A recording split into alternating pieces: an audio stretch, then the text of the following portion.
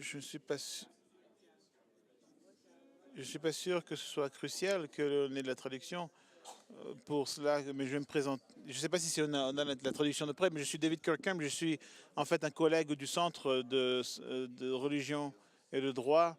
Et quelle joie de faire partie de ce groupe année après année. Vraiment, il me semble que c'est de mieux en mieux d'année en année et avec la qualité de participation et la variété. Merci d'être venu. Je vous, je vous souhaite la bienvenue à cette session où nous allons parler donc de la religion et des affaires étrangères, des affaires étrangères, des politiques étrangères. Aujourd'hui, j'aimerais présenter Père Patrick Daly, qui a été secrétaire général de la commission des évêques, de la conférence des évêques de la communauté européenne. Il sera notre premier orateur. Il sera suivi par Sir Michael Lay, qui est chercheur du centre de German Marshall aux États-Unis. Et il sera suivi de Pasquale Anicino, qui est au centre des attitudes avancées de Robert Schuman à l'Université européenne. Et vous pouvez aller aussi dans votre programme pour voir plus de détails sur leur biographie. Pasquale me disait justement que ce n'était pas sa biographie la plus récente, mais nous travaillons là-dessus aussi.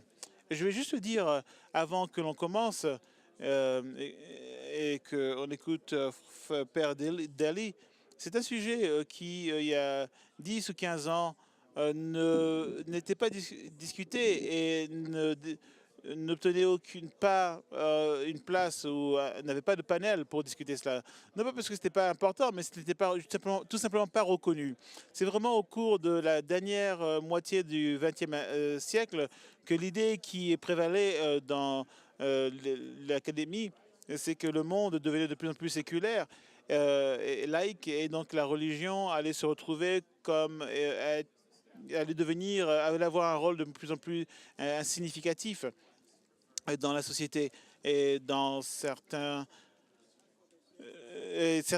théoristes de la laïcité pensaient justement que ça allait peut-être tout simplement disparaître.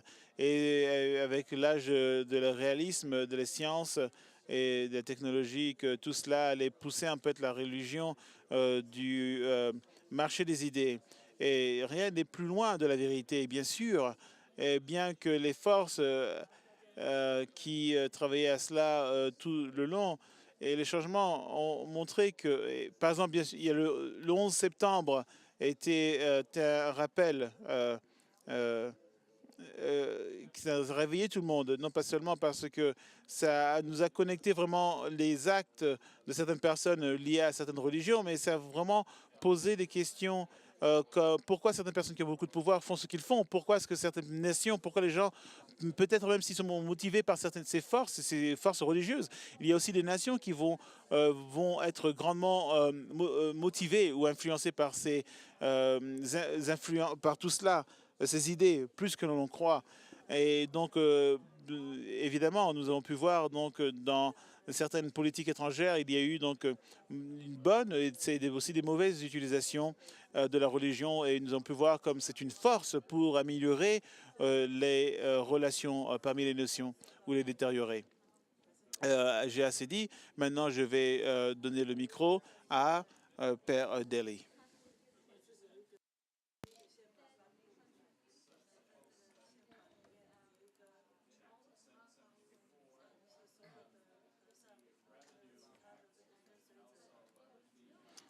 J'aimerais féliciter professeur Durham et son équipe pour pour ce symposium qui nous a bien stimulés, et je me sens très humble en voyant toute cette euh, connaissance dans le domaine du droit et de la liberté religieuse partout dans le monde, et particulièrement euh, l'expérience historique de l'Église de Jésus-Christ des Saints des derniers jours nous donne une perspective sur cette question.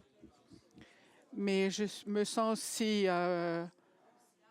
très obligé de parler de la perspective européenne pour vous aider à comprendre l'état de la question de la liberté de religion dans les débats politiques européens et de la façon dont cela influence l'Union européenne dans les pays du tiers-monde aussi.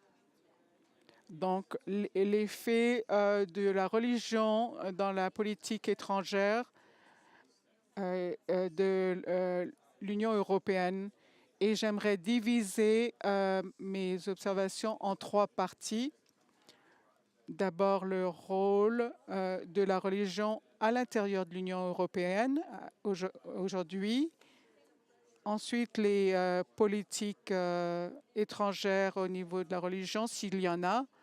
Et ensuite, dans quelle mesure il y a un respect de ces politiques étrangères et leur influence dans ces autres pays. Donc, pour vous qui n'êtes pas européens, il y a une famille d'États souverains qui se sont assemblés volontairement pour travailler et travailler à un projet de paix pour l'harmonisation de leurs économies. Donc, qui a créé un marché unique qui est basé sur 4 points uniques: amélioration des investissements de capitaux et de personnes, et qui recherche à construire une architecture de consensus pour atteindre ces objectifs politiques et économiques. Donc, c'est un projet remarquable, un projet humain remarquable dans sa taille et dans ses objectifs,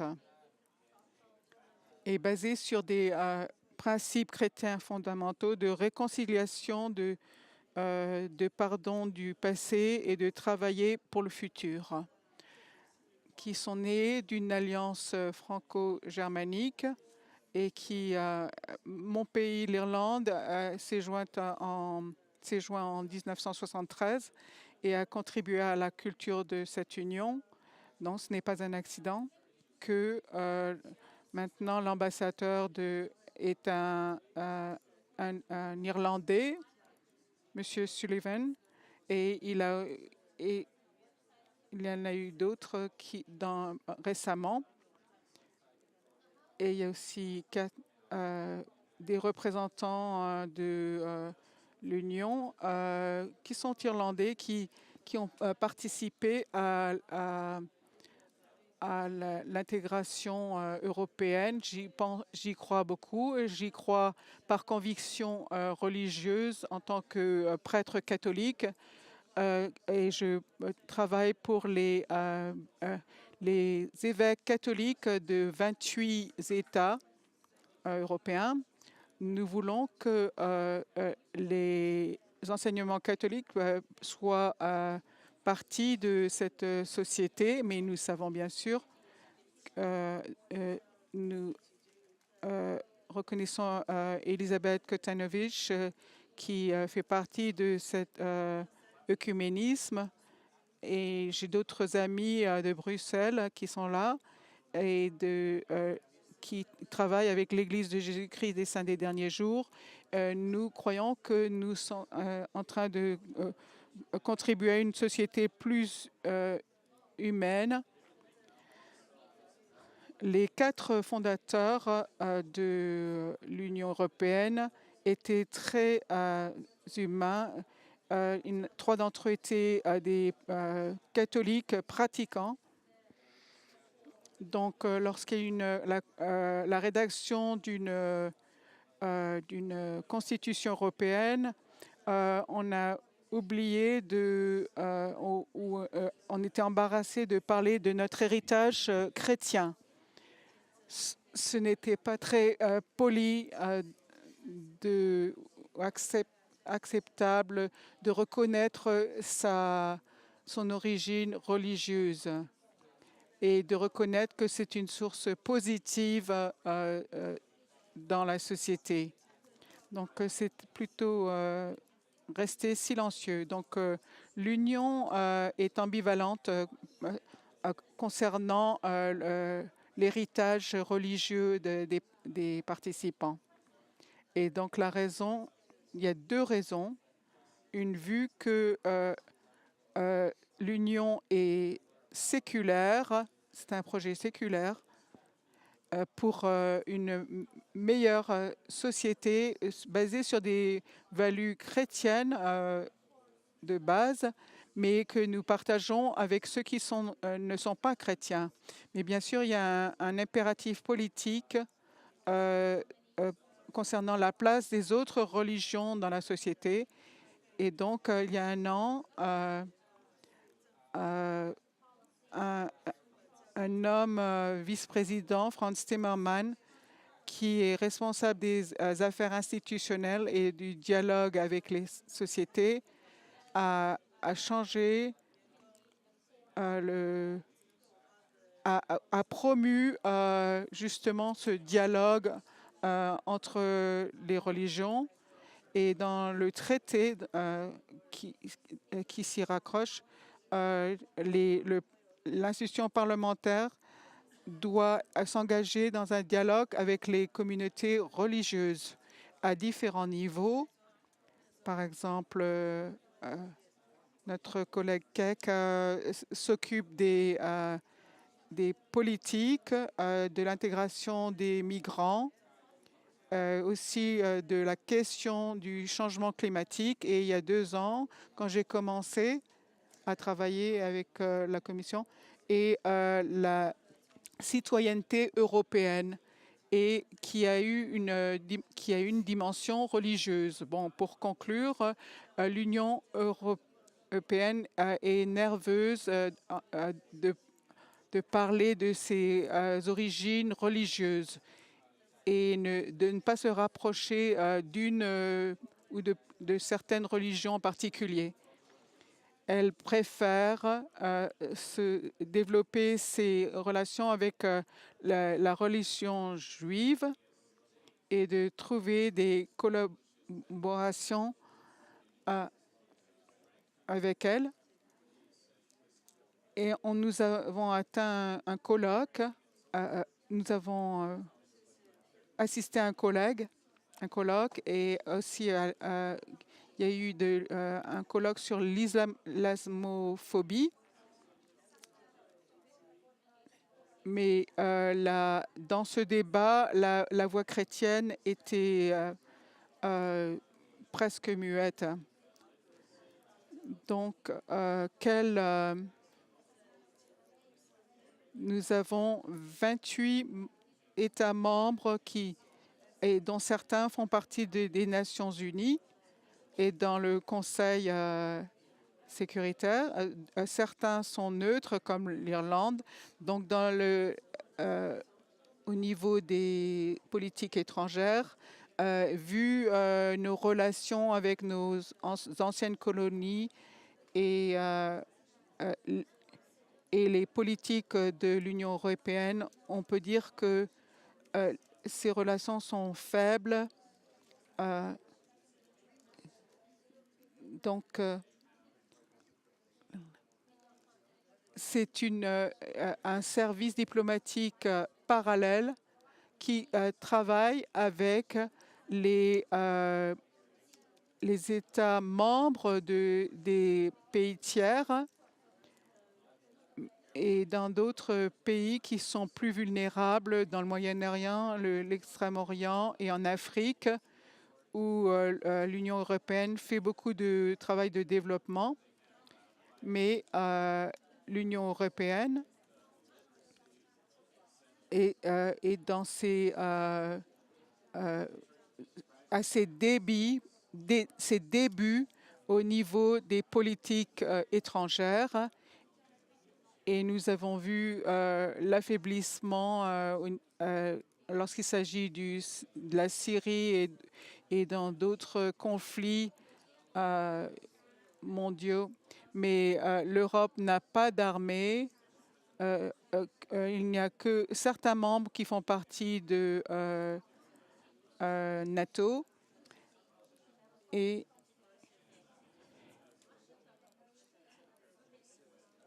et donc, il n'y a pas d'approche sur ces politiques. Mais je vais faire un point important. La liberté religieuse n'est pas une valeur, mais on ne s'entend pas,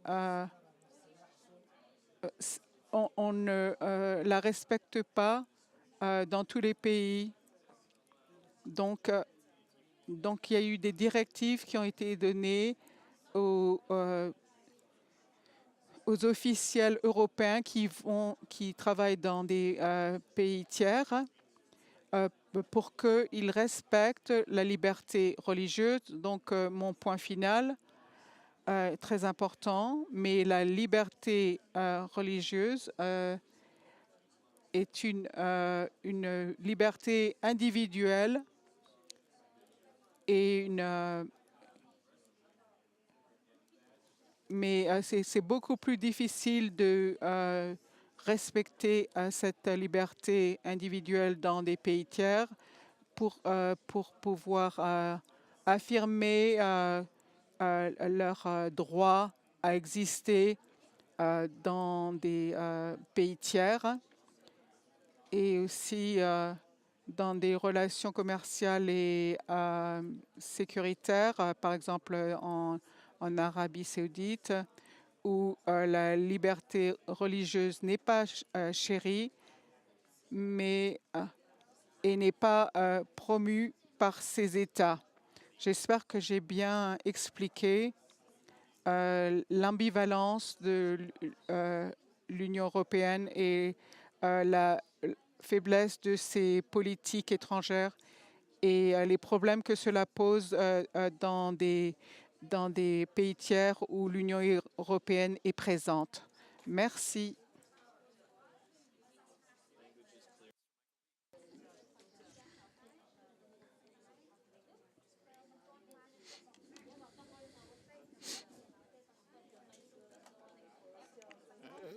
Bonjour tout le monde, j'aimerais remercier les organisateurs de cet événement et de leur invitation d'être avec vous aujourd'hui. Alors juste quelques mots d'introduction. J'ai commencé ma carrière en tant qu'académicien dans les sciences politiques et les affaires et les politiques étrangères et je suis allé travailler dans des institutions européennes à Bruxelles où je suis resté à peu près 34 ans avant de revenir dans le monde académicien des penseurs. Et donc pendant toute cette période, j'ai travaillé sur les politiques extérieures et l'intégration européenne. J'ai travaillé avec l'intégration des anciens pays communistes dans les systèmes démocratiques au cours des deux dernières décennies. Au cours de l'année dernière, depuis l'année dernière, je suis basé à Washington DC avec le Fonds Marshall où nous avons pu émettre un rapport qui s'appelle Faith, la foi, la religion, la foi, la liberté et la politique étrangère. Et nous avons vu donc l'entrelacement de politique étrangère et pour la promotion des libertés religieuses et la protection des minorités. Au travers de cela, je me concentre essentiellement sur l'Europe et comparant l'expérience européenne avec celle des Américains. Et ce sujet est vraiment devenu très important au cours des dernières années dans la plupart des pays européens. L'Union européenne, aussi bien que les Nations unies et les États-Unis et le Canada ont assigné des officiers, des serviteurs gouvernementaux pour participer dans ces discussions internationales sur les libertés religieuses qui ont été mentionnées suivant les tendances adoptées en Europe. Et au Canada, il y a la même initiative. Pourquoi est-ce qu'il y a ce souci et à quel point est-ce que ceci peut être traduit en des politiques effectives et quels sont les dilemmas auxquels ce sujet fait face? Le pourquoi, c'est parce que à cause de la prévalence de cette question il nous faudrait tout un colloque pour parler de la question politique, du rôle de la religion, qui est essentiellement au sujet de la religion ou de l'instrumentalisation des religions, comme nous l'avons vu dans beaucoup de pays. Mais d'une manière ou d'une autre, le sujet a obtenu une certaine prévalence. Il y a quelques décennies, il y avait un avertissement de Samuel Huntington pour un risque de clash des civilisations. Et je crois que c'est un souci avec le souci d'éviter ce type de clash dans notre propre continent, je parle de l'Europe ici, ainsi qu'avec d'autres pays partout dans le monde, qui a influencé cet intérêt croissant. Et bien sûr, il y a une montée d'un type de religion, de radicalisation de la religion, l'islam radicalisé, mais aussi la jeunesse de d'autres religions, et bien sûr, par exemple les églises orthodoxes dans les politiques étrangères de la Russie et d'autres républiques soviétiques. L'approche en général, si on prend les États-Unis et les Nations Unies comme modèle, et l'Union européenne comme modèle, ils sont en avant d'établir certaines libertés de religion et la protection des minorités. Et ensuite, nous établissons un certain mécanisme par lequel chaque année, on a un processus où, en Europe et aux États-Unis, après beaucoup d'études intensifs, on peut identifier des pays où il y a des soucis particuliers. Après les directives de l'Union européenne, le président des États-Unis et l'institution bruxelloise en Europe ont émis des propositions pour retenir les supports financiers et mettre des restreintes financières pour ces organismes radicaux dans le but de les influencer. Il y a plusieurs objectifs dans cette approche. Il y a l'objectivité de la manière dont c'est reporté et le source d'information qui était aussi difficile. Il y a aussi la question après de quels sont les pays qui sont inclus dans la liste. Aux États-Unis, la Commission européenne internationale sur les libertés religieuses vient souvent avec un type de raccourci des pays. Et c'est ensuite au président, avec une délégation au secrétaire d'État, de décider quels sont les pays qui devraient qui pourraient ne pas recevoir d'assistance financière s'ils sont en violation de certains de ces principes. C'est la même chose à peu près en Europe. Mais d'une manière très claire et honnête, ceci ne marche pas. Cela met en avant les questions, mais ça ne fait pas avancer les politiques. Pourquoi est-ce que ça ne marche pas? Il y a plusieurs raisons pour cela. Premièrement, c'est le but de promouvoir les libertés religieuses. C'est un objectif des politiques étrangères et c'est à la fondation de nos valeurs, mais aussi c'est en conflit avec nos autres objectifs de politique étrangère, d'autres politiques qui sont aussi liées à la sécurité internationale, accès aux ressources, au commerce, aux investissements, à la stabilité et ainsi de suite. Et très clairement, le secrétaire d'État avec le Premier ministre des Affaires étrangères en Europe ont besoin aussi de prendre en compte ces objectifs en conflit pour l'intérêt de leurs citoyens. Alors, le résultat est qu'il y a beaucoup de pays qui sont en fait en violation continue, en série de ces principes qui sont définis par le département d'État et dans le cas de l'Arabie Saoudite, par exemple, en 2004, a reçu une excuse une exception afin d'être listé comme un pays pour lequel nous avons des soucis, parce qu'il y a d'autres intérêts de politique internationale. Donc il y a des objectifs en concurrence ici, et avec lesquels nous devons faire affaire. Deuxièmement, il y a un dilemme concernant le fait que le sujet de la liberté religieuse devrait être dans ce sens assigné à cette administration ou est-ce que ce devrait être infiltré dans toutes les venues, les voies par lesquelles l'institution, comme les Nations Unies, l'Union européenne, essaie d'émettre. Il y a des départements qui sont mis en place pour ces tâches spécifiques dans certaines institutions, mais il y a une certaine tendance à dire que ceci est pris en charge par cette institution, par ces gens-là. Maintenant, on peut aller s'occuper de certaines choses. Et donc, la difficulté, c'est l'approche générale d'un côté, ou alors établir une institution spécifique responsable pour tout cela. Nous avons vu l'effet de ce dilemme. Alors, notre raison, troisièmement, pourquoi ces initiatives ont émis des résultats très mixtes, c'est parce qu'ils sont tous adressés à des États.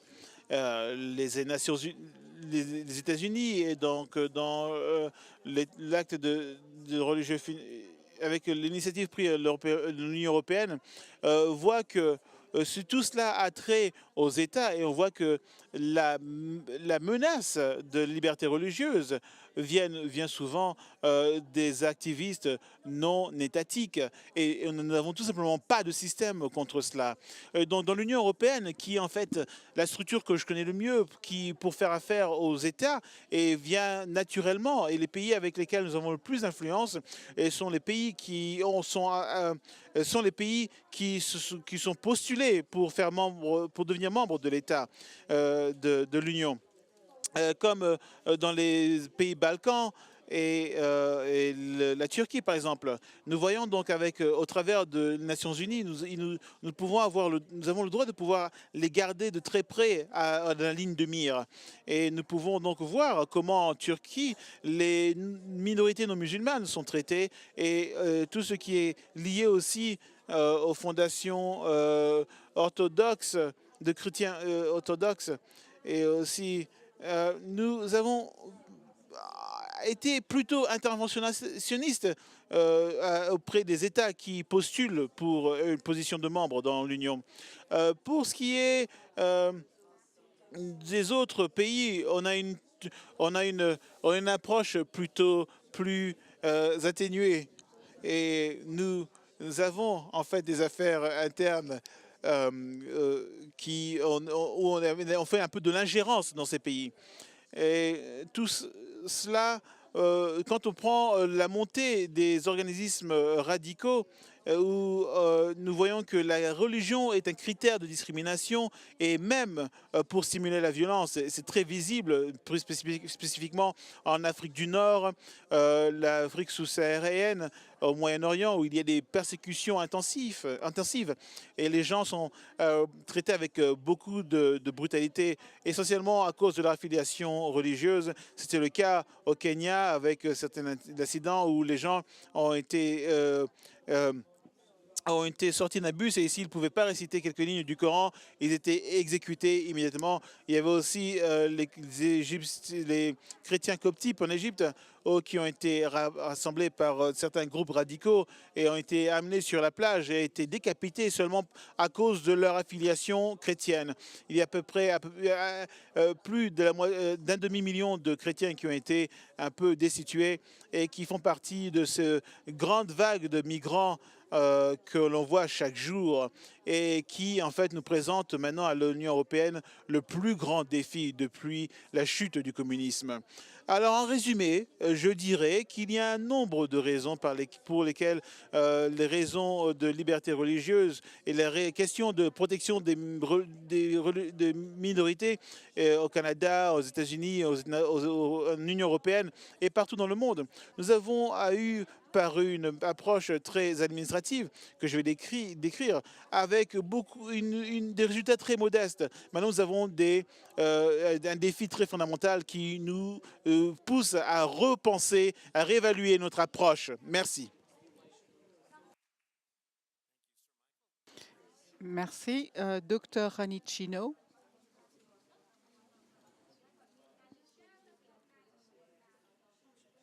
Merci beaucoup, tout le monde. Je voulais remercier le BYU de m'avoir invité ici à ce symposium, et mais David peut me corriger. Ça fait 2 fois de suite que je parle dans un panel similaire. Donc, ce thème prend de plus en plus d'importance. Et merci aux étudiants. J'admire le travail qu'ils font pour ce symposium.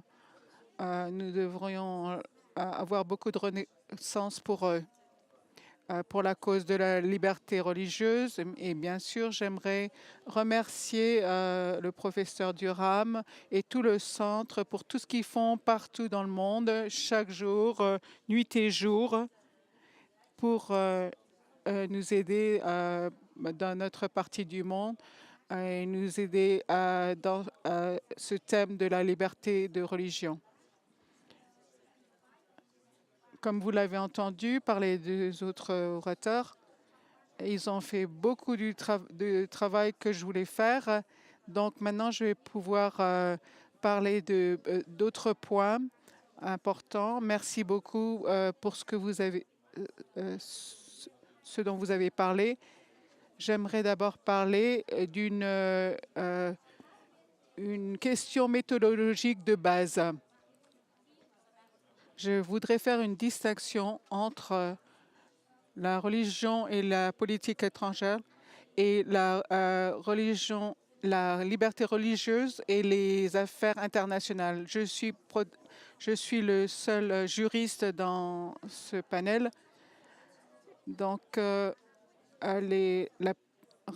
religion et la politique étrangère, c'est lorsque des groupes religieux ont une part active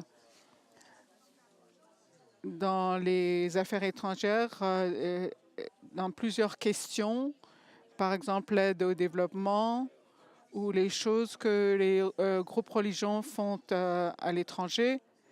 Donc, ça fait aussi partie de la politique étrangère, mais je voudrais me concentrer sur les études internationales parce qu'il y a un plus grand intérêt sur la liberté religieuse et les acteurs de cette liberté religieuse à l'étranger.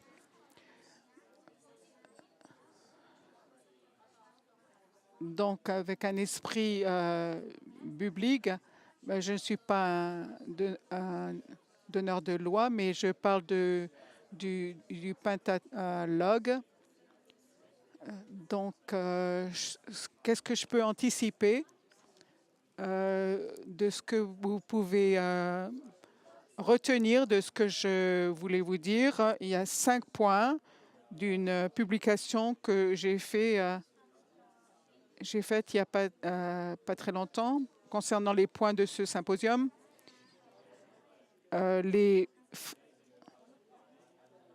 Donc, les libertés religieuses font partie d'un conflit international. Donc, elles travaillent jointement avec le 3e point. La liberté religieuse n'est pas neutre au niveau des values. Et nous croyons que c'est vrai. Donc, je vais en parler un peu plus. Et le 4e point, la liberté religieuse n'est pas un droit privilégié. Et le 5e, ce n'est pas vraiment le dernier, la liberté religieuse a la possibilité de disparaître. Donc, elle fait partie d'une lutte et d'une conversation globale. Donc, on a parlé de la perspective occidentale, ce qu'a fait ce qu'ont fait les Nations Unies et comment les actions et les nouvelles directives des Nations Unies Donc, cette lutte est globale avec des acteurs de partout dans le monde. Comment est-ce que ces droits sont définis? Par exemple, pensez à la Russie, la conférence islamique, en Inde, ce qui se passe en Inde, la question de la conversion en Inde ou en Chine, la liberté religieuse est étouffée. Donc, mon deuxième point,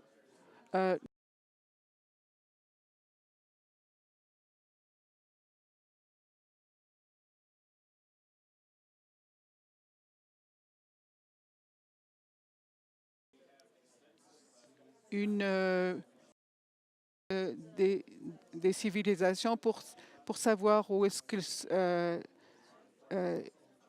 quelle position ils prennent. Donc, parfois, ils sont alliés.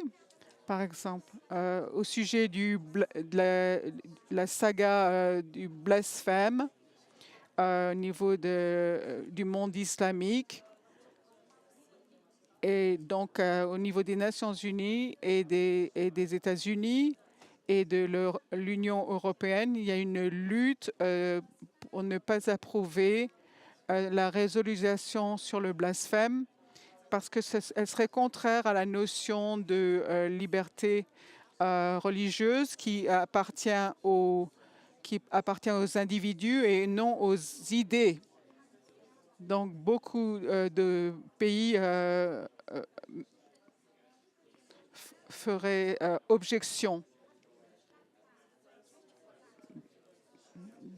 Donc, au niveau des Nations Unies, il y a des coalitions de différents États sur certaines questions et donc qui façonnent la définition des droits. Donc, comme mes collègues l'ont dit sur ce podium, en parlant des États-Unis et de l'Union européenne, hier,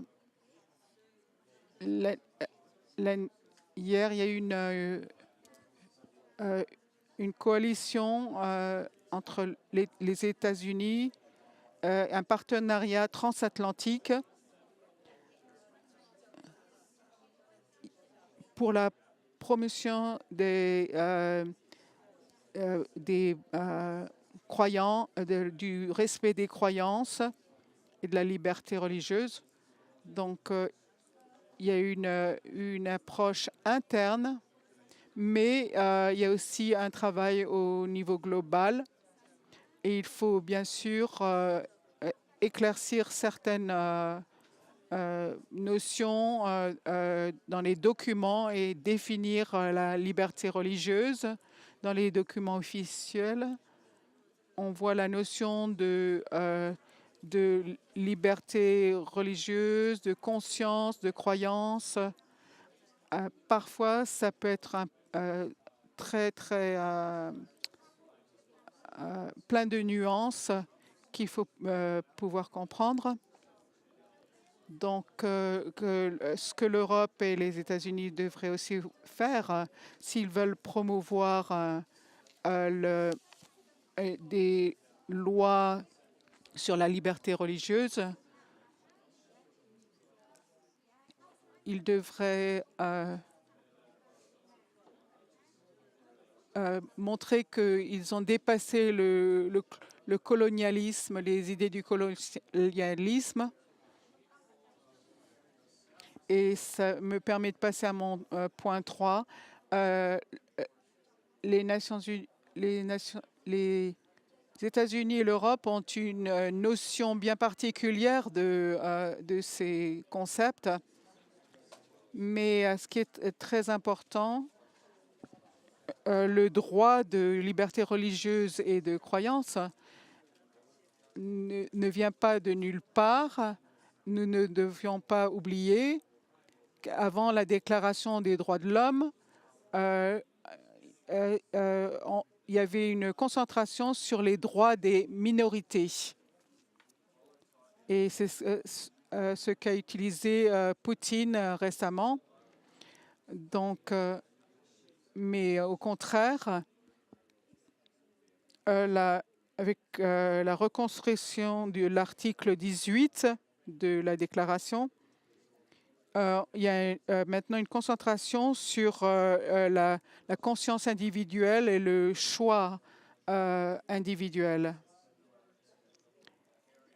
Donc maintenant, il y avait une influence chrétienne, des notions chrétiennes, donc le droit de changer de religion se réfère à des activités missionnaires du passé. Donc, dans l'article 18, où vous pouvez changer votre religion, est toujours encore contesté dans de nombreuses parties du monde. Est-ce qu'on devrait oublier ce droit parce que d'autres personnes, d'autres pays n'y croient pas? Mais d'une façon, d'un point de vue global, donc on doit pouvoir défendre ce droit de changer de religion et d'aller dans un autre groupe religieux. Il y a eu beaucoup de critiques qui ont été faites dans la première présentation par le professeur Little. Quand la liberté de religion internationale, il s'agit de cette liberté.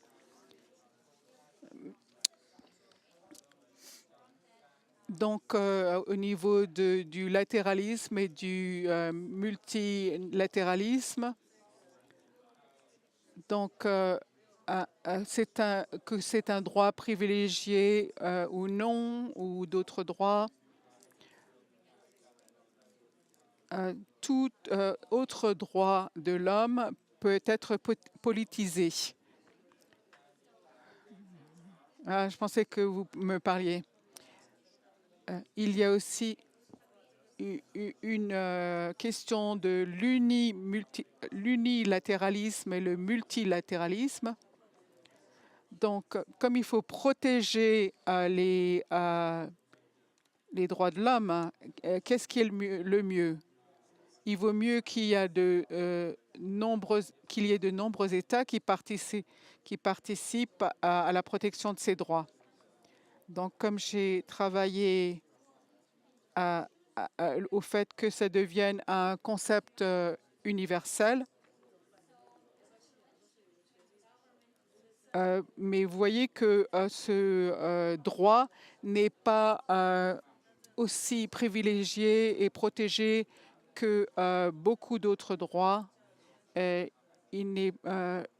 n'a pas le même niveau de priorité que d'autres droits. Donc, pour conclure, mais sinon David va m'arrêter, la liberté religieuse risque de disparaître. Et je ne vais pas parler expliquer tout ça, mais il y a, par exemple, la quantité de ressources que l'on attribue à ce droit. Et ensuite, il y a une question de la société post-chrétienne. Donc, il y a un blocage cognitif.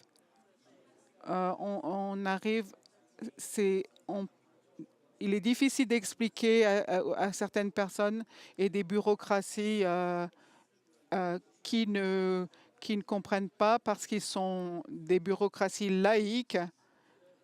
Par exemple, à Bruxelles, la plupart sont laïques et ne comprennent pas pourquoi la liberté religieuse est importante. Bon, donc il y a aussi la relation du droit religieux avec d'autres droits. Donc parfois il y a des conflits entre ces droits.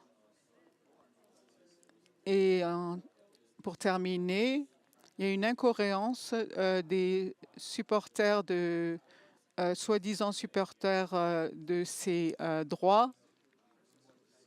Vous pouvez revendiquer être un supporter de ces droits de religion, mais à chaque fois que vous avez l'occasion, vous mettez plus d'importance sur d'autres droits et d'autres questions. Par exemple, dans le Golfe, et les sanctions qui sont faites.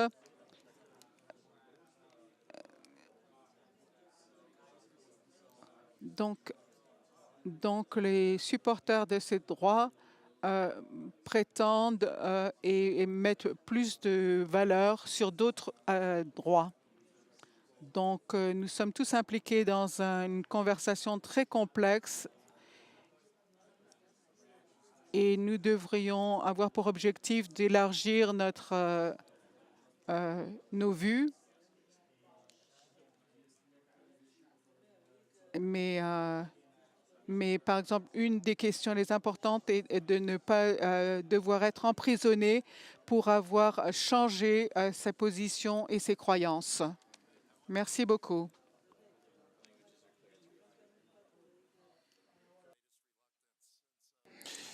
Alors, parce que si je devais vous interrompre, ça aurait été avec amour et avec beaucoup d'hésitation. Alors maintenant, j'aimerais vous encourager, avec les 10 minutes qui nous restent, de poser vos propres questions. Je vais en prendre juste quelques-unes à la fois, mais s'il vous plaît, levez votre main et posez vos questions. Oui, s'il vous plaît.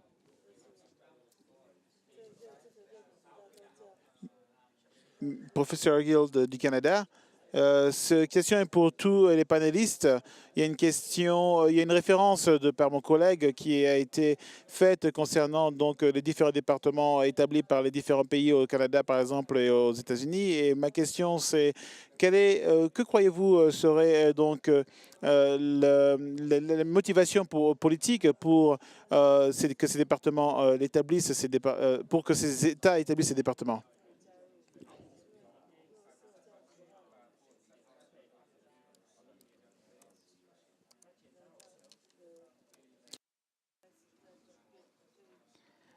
Brièvement, l'impétus politique et domestique, la pression domestique de groupes avec un intérêt pour la liberté religieuse, par exemple en Europe, par le Parlement européen, par le Congrès américain, des organisations non gouvernementales. Donc c'est pour ça que c'est arrivé.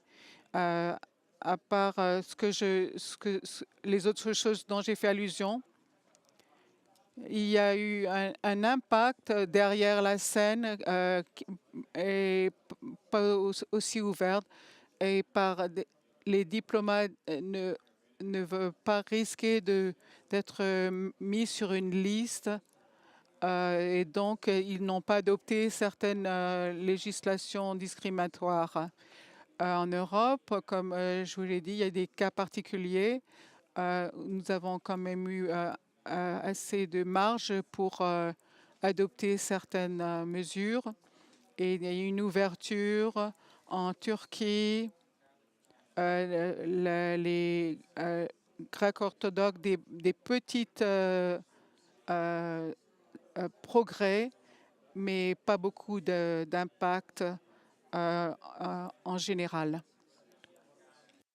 Frère David, Frère Ali, je ne peux pas vous donner une réponse technique là-dessus parce que ça a trait aux politiques étrangères. Je crois qu'il y a une conviction grimpante, certainement aux États-Unis et au Canada, que la religion est une valeur ajoutée dans la création d'une société qui est en paix avec elle-même.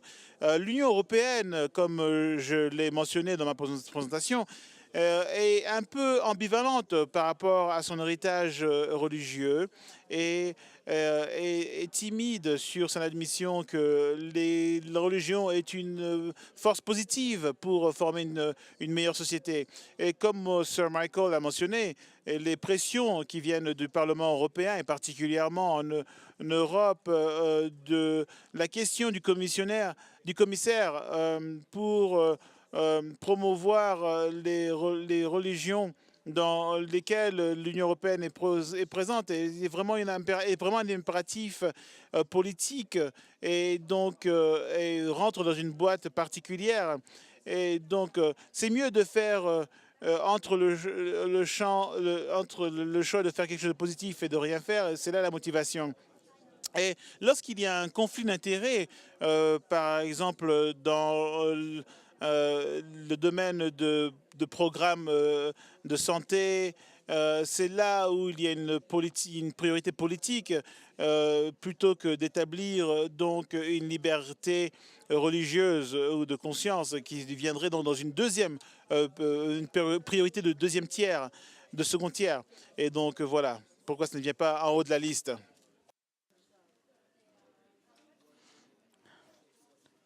Je vais souscrire à ce qu'a dit Michael un peu plus tôt et élaborer sur le premier point que la plupart du temps, cela vient de la politique interne, tout particulièrement aux États-Unis, et des dynamiques internes de chrétiens à cause de la persécution chrétienne, que les institutions feraient quelque chose pour promouvoir et protéger les droits de religion et de croyance. Ça fait partie d'une politique majoritaire dans nos pays et on ne devrait pas être surpris. Ça ne veut pas dire que les actions sont biaisées à cause de cela. Pour le deuxième point, la question d'impact, bon, ça dépend de la définition de l'impact. Si vous voulez sauver la vie d'une personne, ce serait un impact formidable. Mais bien sûr, ça dépend aussi du pouvoir de négociation que vous avez avec d'autres pays. Si vous êtes à la table avec la Chine et vous parlez de la liberté de religion, vous n'aurez pas peut-être le même impact qu'ailleurs, parce qu'il y a toujours une négociation politique à faire. Et voilà notre dernière question. Merci. Professeur Michael Lee, vous avez fait allusion dans votre présentation dans le cas de violence, et particulièrement en Afrique de l'Ouest. Dans ces cas de violence,